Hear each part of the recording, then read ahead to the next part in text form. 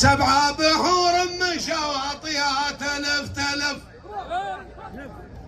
7 بحور من شواطئها تلف نحذر الشراع في الغبة تلف لو نسلم الظروف سريت بجمال اللحم للانشقاوية 7 بحور من شواطئها نحذر الشراع في الغبة تلف لو نسلم الظروف سريت بجمال اللحم للانشقاوية في الغبة تلف لو نسلم الظروف سريت بجمال اللحم سهل من دهر يمكن لي تقف حتى الجبال الحيبة يمكن تقف رسائل الظروف حيثنا أصم في صدر واد بالشقاوية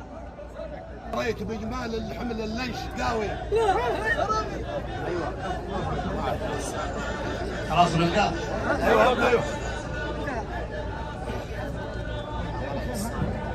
7 بحور كل ما فيها صدف وانا صعودي للفضا ما هو صدف نسمع ولا نشوف اكبر جبل جاته نجوم العرش هاويه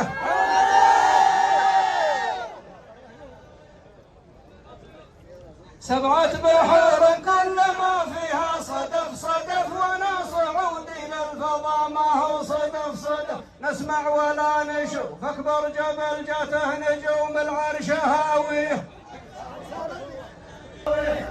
اللي يشكل قوة عظمى حلف اللي يشكل قوة عظمى حلف وفيصل بن منيع للرايح حلف لو نبحث الكشوف حنا احترفنا واكثر الشعار هاوية فيها صدف وانا صعودي يشكل قوة العظمى حلف وفيصل بن منيع للرايح حلف لو نبحث الكشوف حنا احترفنا واكثر الشعار هاوية يشكل قوة العظمى حلف رامي ما دام ان الهدف هدف ولا وش للبندق اللي قد رادف وثني الوقف اما انتهى من دوقه البلاد مراهاويه صبري مع الرمي ما دام ان الهدف هدف ولا وش للبندق اللي قد رادف ثني الوقف اما انتهى من دوقه البلاد مراهاويه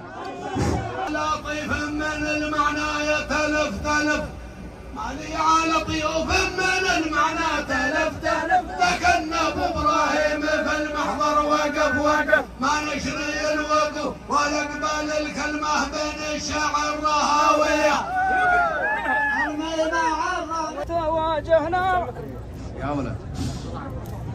حنا تواجهنا ولا رغبه وشف لكن يا جمهورنا تابع وشف لو تكثر الوصوف عقول فيها معرفه وعقول خاويه حنا تواجهنا ولا رغبه وشف لكن يا جمهورنا تابع وشف لو تكثر الوصوف عقول فيها معرفه وعقول خاويه المواقف كشف قد ودانا هذا الليله نسجل كشف الرعد والعصوف اللي يقابلها هوت بوك اللهاويه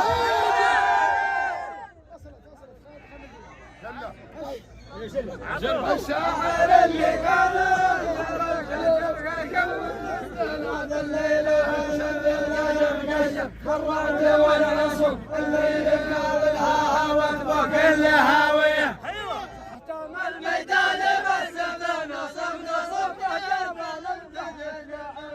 نجا ونمدح ونباقين الوصف بالوصف جيب الميكروفون يا خلاص لا زم بعد ما يشوفها وانا جاء في الشعر لكن نصف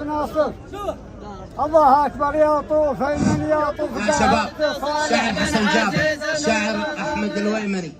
الشعب